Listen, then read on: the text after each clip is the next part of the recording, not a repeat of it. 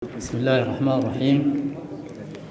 الحمد لله الذي سمى نفسه بالسلام، وهو السلام ومنه السلام وإليه السلام.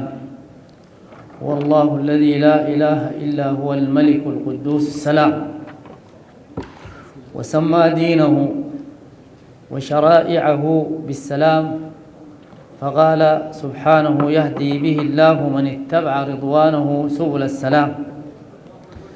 وسمى الإسلام كله بالسلام، فقال: يا أيها الذين آمنوا ادخلوا في السلم كافة ولا تتبعوا خطوات الشيطان إنه لكم عدو مبين.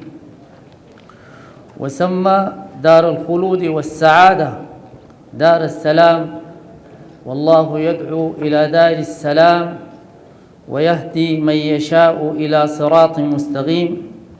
وجعل تحية أهل الجنة السلام، لا يسمعون فيها لغوا ولا تأثيما إلا قيلا سلاما سلاما. وتحية الملائكة فيها: سلام عليكم بما صبرتم فنعم عقبى الدار. والصلاة والسلام على قدوتنا وأسوتنا وقائدنا وشفيعنا سيدنا محمد صلى الله عليه وعلى آله وصحبه وسلم تسليما كثيرا، الذي بعثه الله بالسلام، فقال: يا أيها الناس أفشوا السلام وأطعموا الطعام وصلوا الأرحام وصلوا بالليل والناس نيام. والذي قال صلى الله عليه وسلم: المسلم من سلم المسلمون من لسانه ويده. ثم أحييكم أيها الحضور الكريم بمختلف مقاماتكم، فأقول: السلام عليكم ورحمة الله وبركاته. ثم أتوجه بالشكر الجزيل والتحية لفخامة رئيس الجمهورية الإسلامية الموريتانية، فخامة الرئيس محمد ولد الشيخ الغزواني حفظه الله، ولمعالي الوزير الأول، ولفضيلة الوالد سماحة الشيخ العلامة عبد الله بن بية حفظه الله، رئيس منتدى أبو ظبي للسلم ورئيس مجلس الإمارات للإفتاء الشرعي، على كريم دعوته وعلى كرم الضيافة والحفاوة وحسن الاستقبال، فضلا عن تهيئة هذه الفرصة لألتقي بهذه الكوكبة من العلماء والمفكرين من شتى دول العالم في هذا المؤتمر المبارك الثاني المنعقد بنواكشوط العاصمة الموريتانية، تحت شعار هذه الآية الكريمة: يا أيها الذين آمنوا ادخلوا في السلم كافة. فإن قضية السلم والسلام والتسامح والتعايش هي قضية الساعة لأثرها البالغ في استقرار المجتمعات وازدهارها ونمائها ورخائها. فهنيئا لكم مقدما بهذا المؤتمر الذي أحسنتم إقامته زمانا ومكانا وموضوعا. الحضور الكريم، إنما يقلقنا ويقلق كثير من أمتنا ويزعجنا ويشغلنا وإلصاق تهم الغلو والتطرف بديننا الحنيف الذي هو منه براء مما ينسب إليه، بل نقول إن الإسلام هو الضامن لإشاعة السلام في إفريقيا والعالم أجمع إذا أحسن فهمه، مع الاعتراف بوجود بعض الشذوذات من المنتسبين إليه مما لا يمكن أن يحاكم الإسلام بهم. الحضور الكريم، كان لهذه المؤتمرات تحت هذه المظلة وتحت رعاية فضيلة العلامة عبد الله بن بية الأثر الكبير في معالجة كثير من القضايا وتصحيح كثير من المفاهيم المغلوطة ورجوع كثير من الشباب الذين قرر بهم إلى الصواب والحق. وفي كلمتي هذه سأذكر موضوعا مهما، وهو عسى أن يعالج كثيرا من ما يتعلق بموضوع هذا المؤتمر، وهو دور العلم والعلماء. حضور الكريم، العلماء هم ورثة الأنبياء، وهم ورثة أنوار النبوة وحماة الملة وغادة الأمة، وهم الحصن المنيع أمام تحريف الغالين، والباب المؤصد في وجه انتحال المبطلين، والمحضن الحاني لإرشاد الجاهلين، والقدوة الحسنة للمؤمنين. قال صلى الله عليه وسلم: يحمل هذا العلم من كل خلف عدوله، ينفون عنه تحريف الغالين وانتحال المبطلين وتأويل الجاهلين. وقد نبأ النبي صلى الله عليه وسلم بزمان يتناقص فيه العلم وما يعقب ذلك من أدواء كثيرة وشرور مستطيرة. قال النبي صلى الله عليه وسلم: يتقارب الزمان ويقبض العلم وتظهر الفتن ويلقى الشح ويكثر الهرج. فبين صلى الله عليه وسلم في هذا الحديث الجليل التلازم بين قبض العلم وظهور الفتن وكثرة الهرج، وفيه دلالة ظاهرة على أن العلم صمام أمان هذه الأمة، ومتى ما ضعف الارتباط به تلاطمتها أمواج الفتن وتغاذفتها رياح المحن، وهو ما نراه عيانا بأبصارنا حقيقة ناطقة ونبوة صادقة. فمن أصول وأسباب الانحراف الفكري والتطرف الديني غياب قاعدة العلم وانحلال قاعدة أهل الحل والعقد. وإن من أهم ما يحسم هذه الأمة من الفتن ويصحح المفاهيم ويحصن الأفكار هذه الإشارات في كلمات. الأولى أو أولا أهمية المرجعية العلمية. فقد جاءت الشريعة القراء على اتخاذ القدوات العلمية والإشادة بهم والأمر باتباعهم والرجوع إليهم. قال الله لرسوله: أولئك الذين هدى الله فبهداه مقتدي. وأعظم القدوات هم الأنبياء عليهم الصلاة والسلام، وفي مقدمتهم نبينا محمد صلى الله عليه وسلم: لقد كان لكم في رسول الله أسوة حسنة لمن كان يرجو الله واليوم الآخر وإن تطيعوه تهتدوا. ومن بعدهم العلماء الذين هم ورثة الأنبياء. فالمرجعية العلمية لها دور كبير في إصلاح المسلمين، فمن كان عالما عاملا اقتدى به غيره فأصلح نفسه وأصلح غيره. وجعلنا منهم أئمة يهدون بأمرنا لما صبروا وكانوا بآياتنا يوقنون. ومتى فقدت الأمة قدوتها وضعفت ثقتها في مرجعيتها تسللت إليها أنواع البلايا ونخر كيانها صنوف الرزايا. فلزوم العلماء الربانيين هو طوق النجاة، وإذا جاءهم أمر من الأمن أو الخوف أذاعوا به ولو ردوه إلى الرسول وإلى أولي الأمر منهم لعلمه الذين يستنبطونه منهم. يا أيها الذين آمنوا أطيعوا الله وأطيعوا الرسول وأولي الأمر منكم. قال حبر الأمة وترجمان القرآن عبد الله بن عباس يعني أهل الفقه والدين. وفي الحديث: إن الله لا ينزع العلم عنكم انتزاعا ولكن بقبض العلماء، فيبقى جهال فيسألون فيفتون فيضلون ويضلون. وفي الحديث دليل على أن أول أبواب الضلالة غياب العلم وذهاب قاعدة الاستنباط والفهم. فإن الحكم في المسائل وخاصة فيما يتعلق بالنوازل أو الفتن والقلاقل يحتاج إلى حصيلة وافرة من علوم النصوص وتضلع في القواعد والأصول ونظرة شرعية في المقاصد، وقبل ذلك ديانة صادقة، وبعده معرفة بالواقع بعين فاحصة.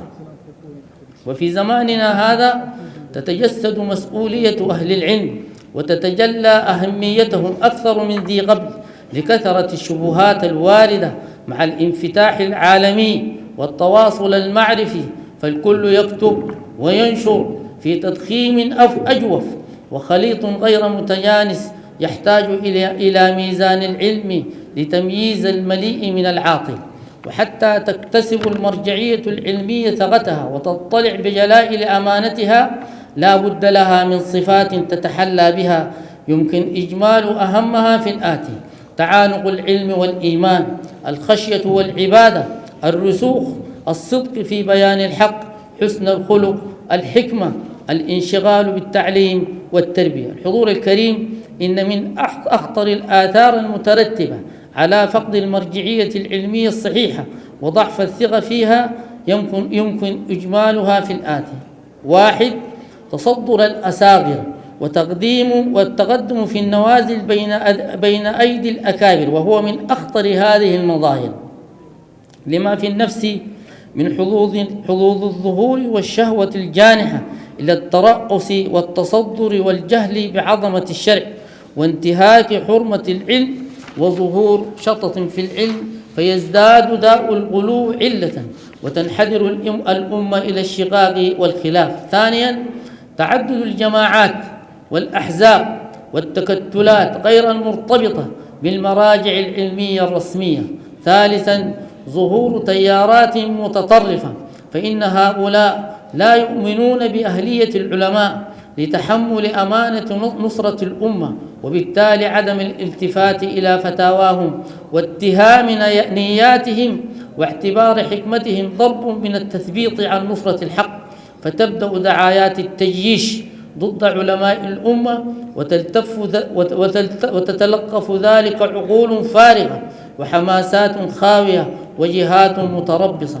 4. اهتزاز الثوابت وظهور موجات الإلحاد الاجتماعية. 5. اطلاع الإعلام بدوره الإصلاحي لإبراز فضل العلماء وفضل مكانتهم وبيان مواقفهم المشرفة وصفحاتهم المشرقة وتشجيع النشء بالاقتداء بهم وتسهيل التواصل معهم. 5. إنشاء المدارس الإسلامية القائمة على التربية الصالحة. 6. تنوع الخطاب والوسائل، فإن الخطابات الربانية المأمور بها 3. قال الله جل وعلا: ادع إلى سبيل ربك بالحكمة والموعظة الحسنة وجادلهم بالتي هي أحسن. فلا بد من تنوع الخطاب العلمي والفكري والوعظي. 7. الاجتماع على الأولويات والتكامل عليها، فيجب تقديم الأهم فالمهم والأعلى فالأدنى. 8. فتح قنوات مباشرة للحوار لمن يحسن إدارتها حول المسائل المشتبهة والتي ينحرف في فهمها غلاة الفكر وأرباب التصرف، كمسائل الحكم بغير ما أنزل الله والتكفير ودار الإسلام ودار الكفر وفقه العلاقات الدولية ونحوها. 7. احتواء الخلافات والحذر من نشر المهاترات عبر وسائل الاتصال، فيخوض من شاء بما شاء وتتخللها الأهواء ويتعالى الأدعياء ويتسلل إليها الدخلاء ويكبر الخلاف ويتسع الخرق على الرقع وتبعد الشق بين الحق وأهله. والتفصيل في هذا يطول والحديث عنه ذو شجون. وختاما أتمنى لهذا المؤتمر التوفيق والسداد، وأن يكون له مخرجات وحلولا ناجعة لهذه القضايا الهامة وتوصيات تساهم في معالجة هذه القضايا. وبالله التوفيق، والسلام عليكم ورحمة الله وبركاته.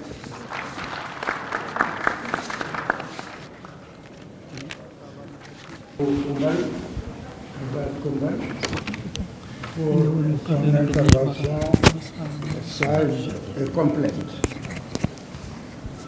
Et nous avons à écouter cet après-midi plusieurs personnes, et donc il est demandé à chacun d'être court dans ses interventions.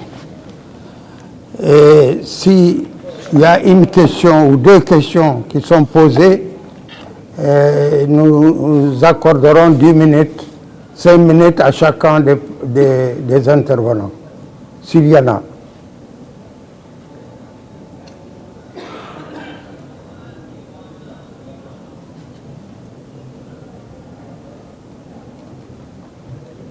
Personne ne demande la parole. Donc nous allons ouvrir les débats de notre soirée. Nous avons 4 intervenants. Jean-Hervé Jézékel, directeur de projet Sahel. M. Ahmed Meslemani, président du Centre Kerot pour les études stratégiques. Dr Cheikh Tidiane Gadio, président de l'Institut panafricain de stratégie. Député, ancien ministre des Affaires étrangères du Sénégal. Et Amadou Sall, chef de la lutte contre la radicalisation du G5 Sahel. Abdallah Bassou, senior fellow PCN. Donc ça fait 5 personnes qui vont essayer de prendre la parole et nous leur demandons d'être aussi brefs que possible, tout en disant l'essentiel de ce qu'ils ont à dire. Avant d'ouvrir, de donner la parole, je voudrais dire un mot seulement sur la nécessité pour nous, Africains, de prendre en considération le défi qui est lancé, à savoir la désorganisation, les luttes fratricides et les guerres civiles dans nos pays. C'est impossible à supporter et il faut une grande mobilisation citoyenne de toutes les élites intellectuelles, de toute la jeunesse, de toutes les femmes, pour que nous arrivions à maîtriser ou en tout cas contenir ce problème qui dérange nos nations. La paix, sans la paix, rien ne peut se faire dans un pays.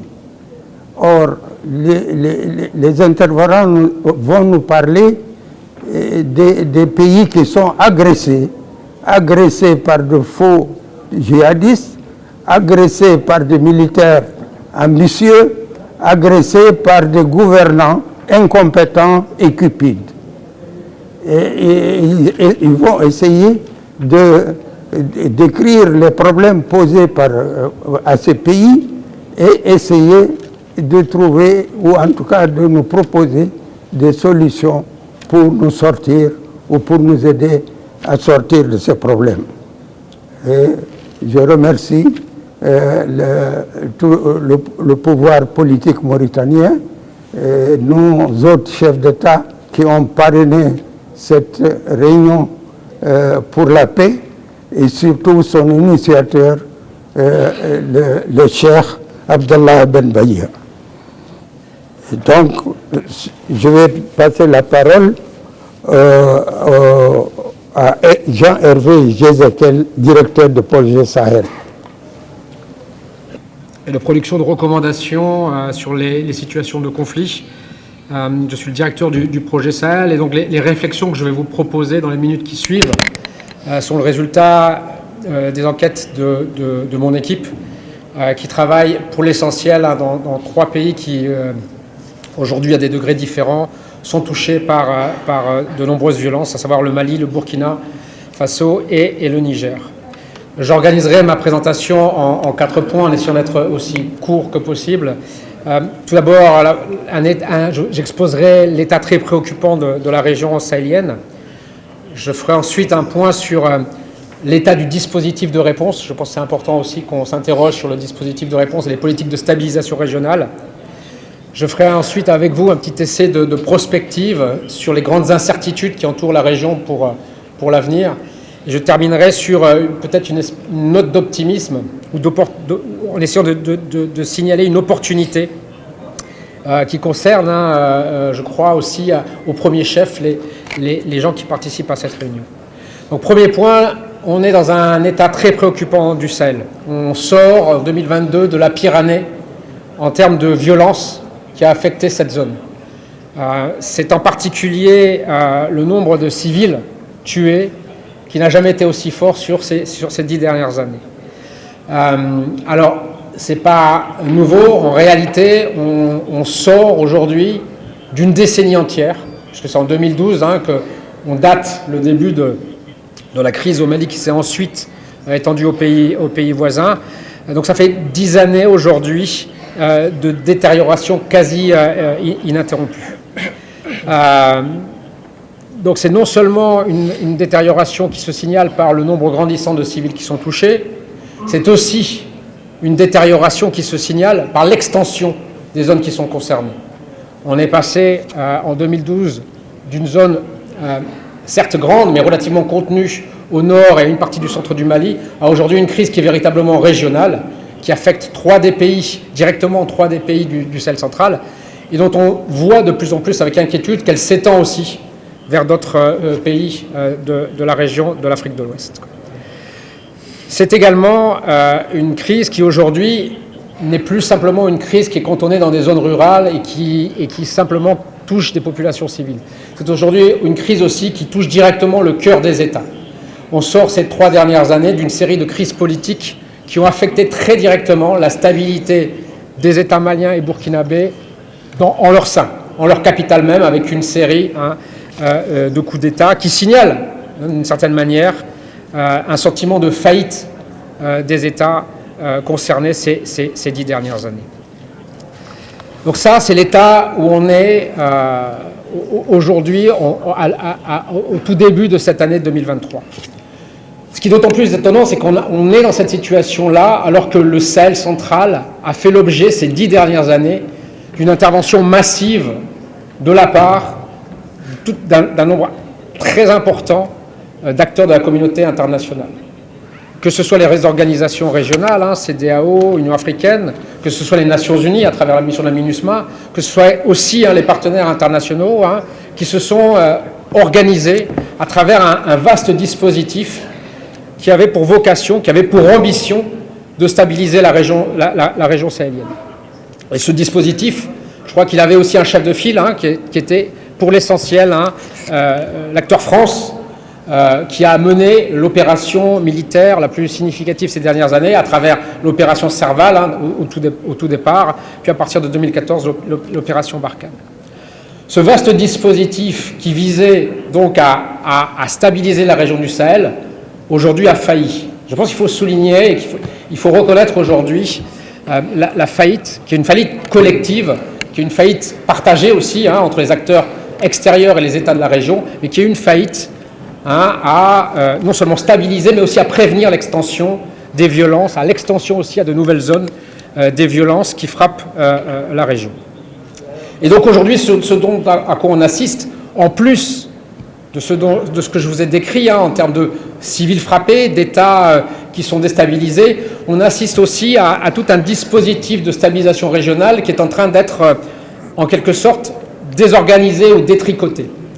C'est l'opération Barkhane qui a pris fin. C'est l'organisation du G5 Sahel qui est mise à mal par le départ d'un des États membres et qui aujourd'hui est une sorte de G4. C'est aussi, par exemple, une mission onusienne à la MINUSMA qui est aujourd'hui questionnée dans ses fondements et dans ses ambitions. Pourquoi cet échec, au fond ? Alors, malheureusement, dans le temps qui m'est imparti, j'ai sans doute pas le temps d'aller dans le détail, mais je crois qu'il y a quelque chose de très important au centre de cet échec. Je crois que c'est une erreur de diagnostic dès le départ. Je crois qu'on a réduit, et notamment les organisateurs des opérations militaires, qui ont été centrales dans la réponse au Sahel, ont réduit la crise au Sahel à un problème de terrorisme. Or, je crois qu'au cœur du problème, il y a quelque chose de beaucoup plus grave, qui était une série d'insurrections larges, une insurrection en partie populaire, d'insurrections se revendiquant du djihad armé, mais d'insurrections qui étaient tournées à l'encontre des États de la région et de leurs partenaires. Et je crois que c'est cette dimension-là d'insurrection contre les États, contre les partenaires, qui a été négligée. À un moment où elle était encore, à mon avis, sans doute largement gérable. Où en est-on aujourd'hui ? Mon troisième point. Quelles sont les perspectives d'avenir à l'issue de cette décennie, qui est une décennie d'échecs, une décennie d'assez large faillite ? Je crois qu'on est malheureusement dans une grande incertitude. On est dans une grande incertitude à au moins 3 niveaux. D'abord, au niveau des États eux-mêmes. Aujourd'hui, il y a une grande instabilité politique dans 2 des États, le Mali et le Burkina Faso qui traversent des transitions politiques. Et ces transitions politiques, elles sont encadrées par des autorités qui sont des autorités de transition à connotation militaire, comme on l'a dit tout à l'heure, dont on ne sait pas comment elles vont se terminer et ni sur quoi elles vont déboucher. On a eu récemment un second coup d'État, une sorte de rectification au Burkina Faso qui montre que les choses ne sont pas du tout stabilisées au niveau des centres. Donc la première incertitude, c'est celle du devenir des États. La deuxième incertitude, c'est celle des partenariats. Aujourd'hui, comme je vous le disais, le dispositif de stabilisation régionale est très affaibli, il est mis à mal. Et je crois que le principe du multilatéral dans la région, il est très affaibli. À la place, ce qui remplit ce vide-là, c'est une montée des nouveaux partenariats bilatéraux. Et donc il y a toute une série d'acteurs, parfois nouveaux ou relativement nouveaux, comme la Russie, d'autres qui essayent de défendre encore leur place, comme par exemple la France, qui essayent de renouer des partenariats, mais sur des bases plus bilatérales avec les États de la région. Quels seront les partenariats entre États régionaux et puis partenaires extérieurs dans les années à venir? C'est très difficile de le dire aujourd'hui, mais c'est une des questions aussi très importantes pour dessiner l'avenir de la région. Dernière incertitude, et on y vient, c'est l'incertitude des groupes insurgés eux-mêmes, et notamment des groupes qui se revendiquent du djihad armé. Ils sont engagés pour l'heure assez largement dans des combats fratricides entre eux, notamment entre les deux principales coalitions qui se disputent l'espace. Mais ils pourraient être amenés, si jamais l'un d'entre eux parvenait à prendre le dessus, ou s'ils arrivaient entre eux à trouver aussi des ententes, à reprendre leur expansion. Et aujourd'hui, il est très difficile de savoir jusqu'où pourrait aller cette expansion. Et donc, à ces trois niveaux, au niveau des États, au niveau des partenariats avec les États extérieurs, comme au niveau des groupes insurgés se revendiquant du djihad, on est dans une très très profonde incertitude avec véritablement, pour les think tanks comme le mien, il est très difficile même de dire quelle sera la situation de la région dans une... Centre carotte pour les études stratégiques. Les attributs d'un État. Les attributs d'un État. Souveraineté dans la défense nationale. Quel pays d'Afrique a réussi cet attribut? Souveraineté dans la sécurité intérieure. Quel pays d'Afrique l'a réussi? Souveraineté alimentaire. Quel pays d'Afrique a relevé le défi de l'agriculture, de l'éducation, de la santé, le défi des infrastructures, le défi de l'énergie? Toutes ces questions prouvent que la voie qu'on a choisie, le paradigme qu'on nous a en partie imposé, parce qu'il y avait des conseils occultes qui appartenaient à l'ancien système colonial, qui ont découragé la volonté d'unité des Africains. Et nous les avons écoutés aux grandes dames des peuples africains. Et aujourd'hui, à l'époque, donc les années 60, n'ont pas écouté Kwame Nkrumah. Afrique, disait-il, s'unir ou périr. L'histoire est en train de lui donner raison. N'avons pas écouté un Cheikh Anta Diop qui disait qu'il faut faire basculer l'Afrique rapidement sur la pente de son destin fédéral. Que notre destin, c'est de vivre dans les grands ensembles que nous avions connus dans le passé.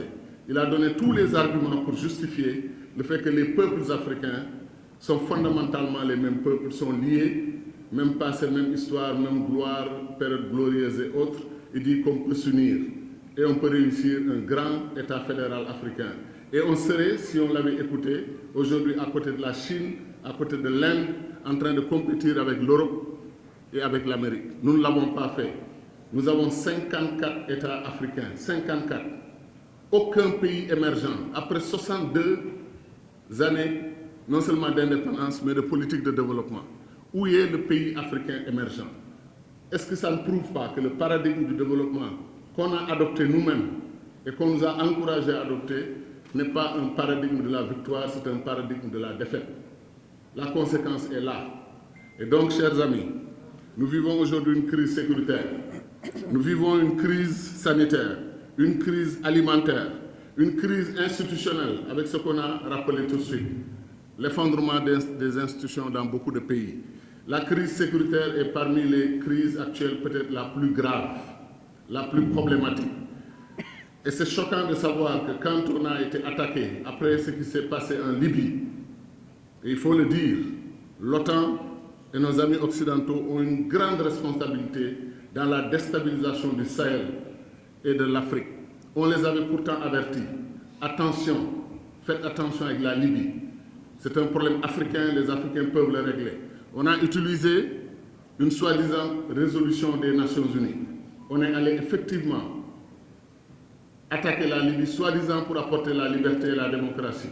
Où sont la liberté et la démocratie en Libye? Et après ça, vous avez vu, on leur avait dit, vous allez déstabiliser le Sahel, vous allez déstabiliser nos pays. C'est ce qui fait retour de bâton de l'histoire. Quand ils ont eu un problème en Ukraine, ils ont demandé le soutien des Africains. Les Africains ont dit non, attendez. Quand vous avez dit ne faites pas ce que vous vouliez faire en Libye, vous ne nous avez pas écouté. Aujourd'hui, vous avez un problème au cœur de l'Europe, vous voulez que nous, on s'implique, qu'on aille dans votre direction. Et les Africains ont fait de la résistance. Certains, plus réalistes, ont soutenu effectivement le fait qu'il n'était pas acceptable qu'une grande puissance attaque un autre pays et lui dénie sa souveraineté. Donc c'est pour vous dire que la gravité du problème, et moi c'est ce qui me désole le plus, après toutes les explications, toutes les conférences, tous les forums, toutes les rencontres, tous les sommets, tout ce qui a été expliqué, le leadership africain semble jusqu'à présent ne pas être conscient de la profondeur et de la gravité du danger qui guette le continent africain. Des gens qui avaient commencé au sud de l'Algérie, au nord du Mali, sont aujourd'hui au nord du Mozambique. Ils avaient même pris une province, une des provinces les plus riches du Mozambique, ils l'avaient occupée. Les forces rwandaises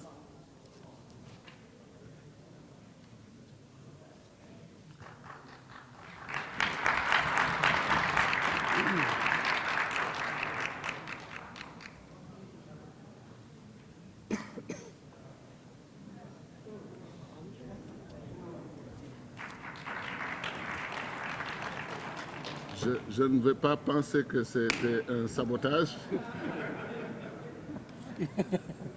parce que parfois les Africains n'aiment pas entendre la vérité. Alors, donc, je parlais de la situation du terrorisme et de l'insécurité en Afrique. Un Cheikh Anta Diop en 1973. Voilà. Donc, on me demande de répéter ce que je viens de dire exactement dans les mêmes termes. Donc, Monsieur le Président Séance, vous me donnerez quelques minutes pour compenser. Mais je vois que c'est les dernières phrases que je viens juste de prononcer, qu'on me demande de répéter. Alors, je disais que Cheikh Anta Diop, quand l'Afrique du Sud, raciste à l'époque de l'apartheid, s'était dotée d'une bombe atomique, Cheikh Anta Diop avait demandé aux Africains de se doter d'une arme atomique et qu'il était capable d'y travailler avec des scientifiques exclusivement africains. Bien entendu, nos États ne l'ont pas suivi et il en a profité pour faire un avertissement solennel, une très très belle sentence: la sécurité précède le développement. La sécurité précède le développement. On ne peut pas se développer sans sécurité et sans paix.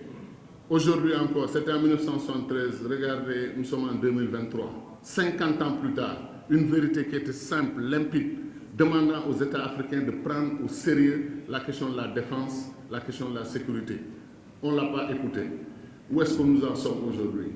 Le Burkina Faso, c'est le président du Burkina qui a appelé la classe politique dans son pays pour leur dire: est-ce que vous savez que nous avons perdu notre territoire?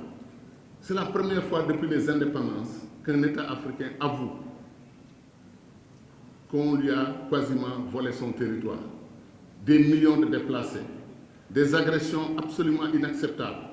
80 femmes enlevées récemment, il y a quelques 2 ou 3 jours. 80 femmes enlevées. Des massacres au quotidien. 53 gendarmes massacrés, tués. Les Africains écoutent tout ça et puis après ils vaquent à leurs besoins. Aucun, à l'époque, j'ai demandé pourquoi les Africains n'ont pas organisé des marches, des manifestations dans toutes nos capitales pour dire notre solidarité au Burkina Faso et exiger que les armées de chacun de nos pays aillent prêter main forte au Burkina. On ne nous a pas, bien entendu, écoutés. Et quand nos dirigeants ont décidé de nous écouter, ils ont proposé une force régionale africaine. On a dit bravo. Parce qu'à l'époque, on leur disait: la CEDEAO fait 400 millions d'habitants. 400 millions. Si on prend 1% de 400 millions, c'est 4 millions de soldats qu'on peut former et nous occuper de la défense de notre région. On ne nous a pas, bien entendu, écoutés. Cuba, la CEDEAO fait 5 millions de kilomètres carrés, 400 millions d'habitants. Cuba fait 120 000 kilomètres carrés, 112 000 kilomètres carrés, 12 millions d'habitants et 2 millions de soldats, dont 1 million de volontaires, bien entendu, de retraités, vétérans plutôt. Donc 1 million de soldats d'actifs. Cuba, 12 millions. Nous sommes 400 millions. Et aujourd'hui, de quelle bataille nous menons? Il faut se débarrasser de l'ancienne tutelle. Il faut faire venir les Russes. C'est-à-dire, si l'Afrique décide de se débarrasser d'une tutelle, ce n'est pas pour aller chercher une autre tutelle. La seule tutelle que nous devons accepter, c'est la tutelle africaine elle-même, panafricaine, entre nous Africains. C'est là où nous en sommes. C'est désespérant de voir que cette CEDEAO, même quand elle a accepté la force régionale africaine, au lieu de l'opérationnaliser dans les semaines qui suivent, pour aller au Burkina Faso, aider le Burkina, aller au Mali, aller au Niger, apporter leur appui, leur soutien à tous les pays qui en ont besoin, nos chefs d'État mettre l'Afrique sur la pente de son destin fédéral et de son destin de pays, de continent qui doit rejoindre le peloton de tête, la Chine, l'Inde et les autres. Tout ça, nous ne le faisons pas. Nous ne le faisons. Et 1 milliard de jeunes, c'est ingérable s'il n'y a pas de perspective pour ces jeunes. Et donc, chers compatriotes, il faut qu'on retourne au débat de fond. Quand, comme disent les Africains, quand on ne sait pas où on va, on retourne d'où on vient. Nous avons été de grands peuples dans l'histoire. Nous avons fait des réalisations extrêmes, énormes. Et on nous a nié notre passé glorieux. On nous a tout nié. Maintenant, c'est à nous de reconstruire. C'est à nous de prendre notre responsabilité. On peut ramener la paix en Afrique. On peut ramener la sécurité en Afrique. On peut développer ce continent. Nous avons des savants, des ingénieurs.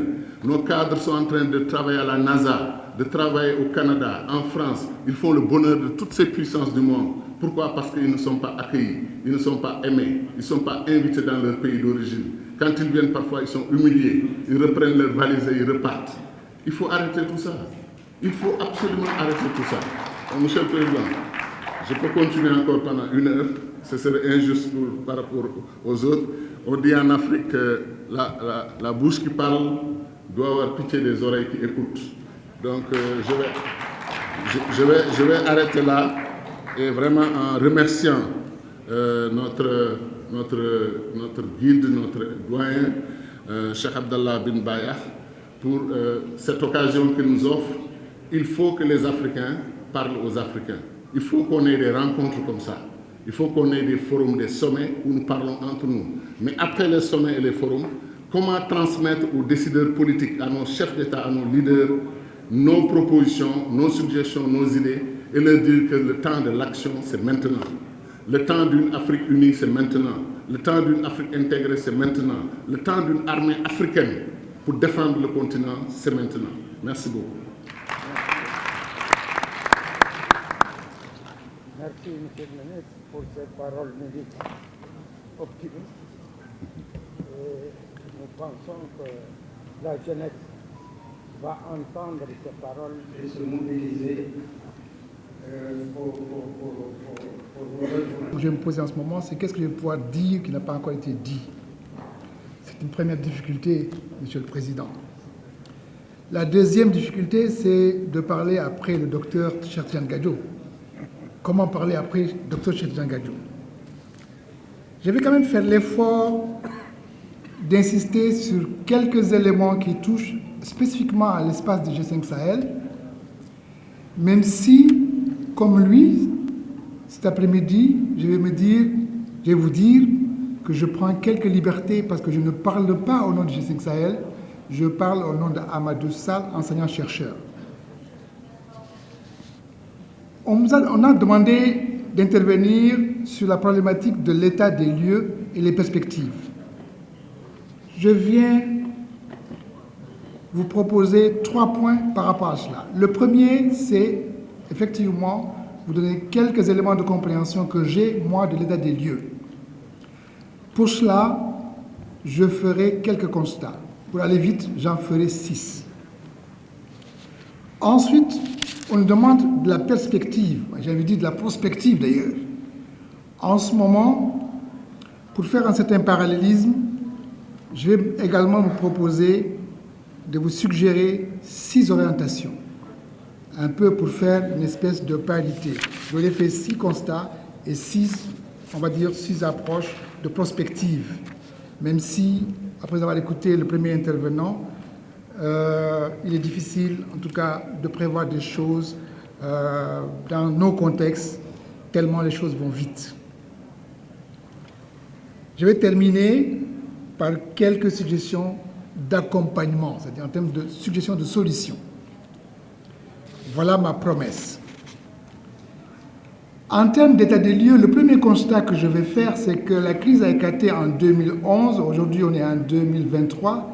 Entre 2011 et 2017, on va dire que l'effervescence pseudo-djihadiste dans la sous-région, qui s'est faite avec des émergences d'organisations politiques qui sont divisées, fusionnées, redivisées, donc il y a de la composition et recomposition. On va dire qu'une quinzaine d'organisations sont nées entre 2011 et 2017. Aujourd'hui, elles se stabilisent après ce processus-là de fusion, division, réorganisation autour de 2 grandes centrales que sont l'EUGS et le GSIM. Ça, c'est le premier constat que je voulais faire. Et un peu lié à ce constat, aujourd'hui également, on assiste à un processus, j'ai envie de dire, d'autochtonisation du leadership. Dans les dynamiques qu'on a connues dans ces mouvements pseudo-djihadistes, ça a commencé un peu avec un leadership exogène, étranger, mais aujourd'hui, à la fois le recrutement comme le leadership sont plus ou moins endogènes dans cet espace-là. Troisième constat, quelqu'un l'a dit en parlant un peu du Burkina Faso avec les problèmes de territoire, la réalité d'aujourd'hui est que les pseudo-djihadistes ont gagné du territoire, mais que, comme constat également qu'on peut faire, c'est que la gouvernance de ce territoire est une gouvernance relativement sommaire. Ce n'est pas encore, si vous voulez, une organisation étatique en semblant d'État. Ça, c'est un constat également qu'on peut faire. Et on peut le faire d'ailleurs en faisant référence à des éléments qu'on avait cherché à valoriser dans certaines officines ou dans certaines structures sur le début de l'intervention des pseudo-djihadistes en disant qu'ils rendaient une justice rapide. Aujourd'hui, quelque part, tout ça est oublié. C'est-à-dire qu'il n'y a pas une organisation politique relativement attractive pour les communautés qui sont dominées. Le quatrième constat, c'est qu'il y a une exacerbation des contradictions entre ces 2 centrales dont j'ai parlé. Et ça va jusqu'à une situation conflictuelle. Ça, c'est un palier, si vous voulez, dans les contradictions. Dans les contradictions, quand on va jusqu'à se confronter, ça dit que c'est un niveau très avancé de conflictualité. Et la réalité du terrain aujourd'hui, c'est qu'il y a une concurrence et il y a, on va dire, une confrontation entre ces 2 grandes centrales que j'ai évoquées plus tôt, à savoir l'EUGS et le GNIM.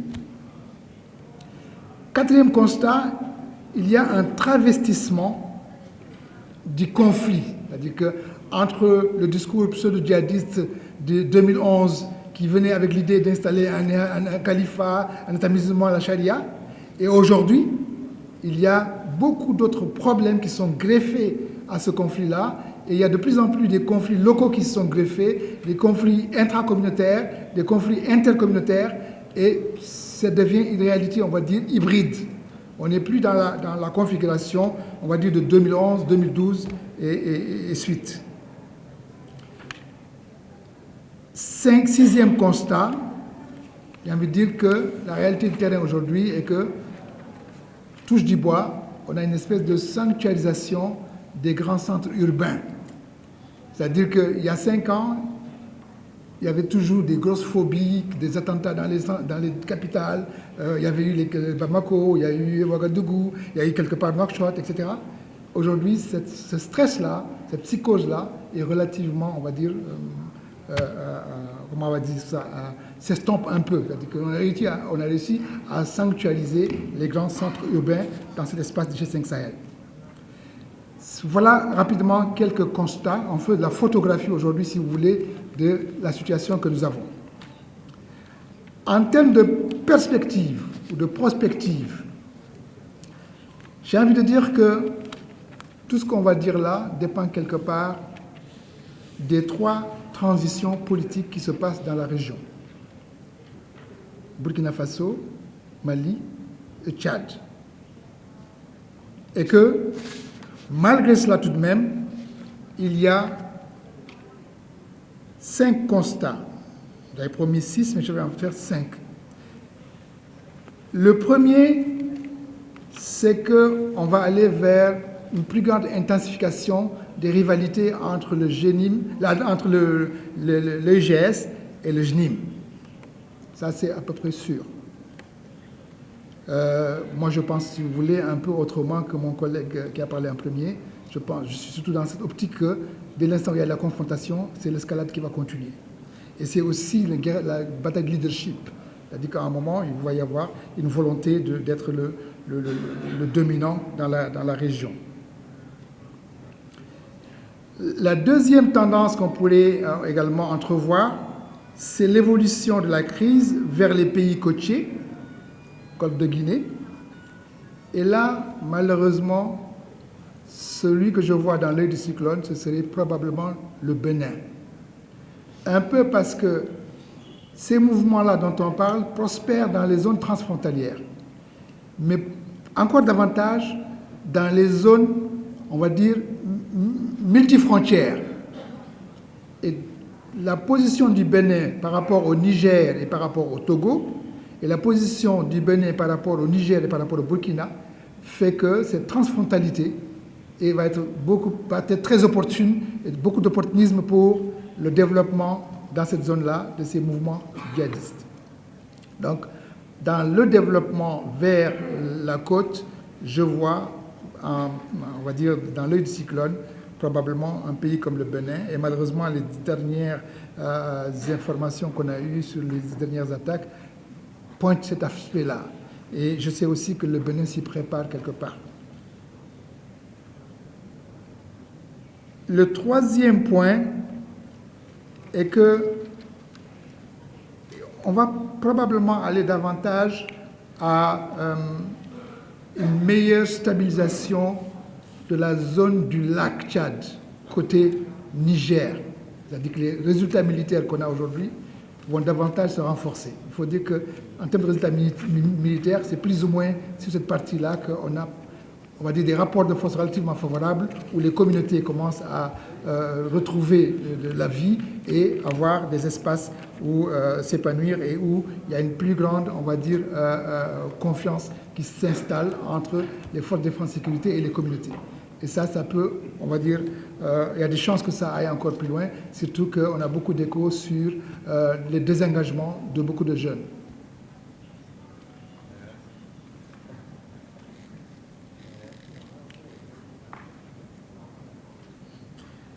Maintenant, c'est également un aspect qui renvoie à un défi qu'on va avoir à gérer, c'est que plus on va avoir des victoires dans cette zone-là, et probablement, il faut être optimiste dans d'autres zones, nous allons faire face à un nouveau défi qui commençait ces quelques dernières années, mais qui va se renforcer, c'est le défi de la réinsertion des désengagés.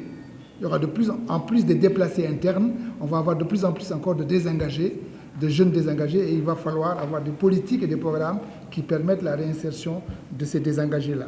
Donc ça, c'est, de mon point de vue, quelque chose qui pointe également. Il y a un dernier point que j'entrevois, c'est une plus grande connexion entre les réseaux pseudo-djihadistes et les réseaux de criminalité.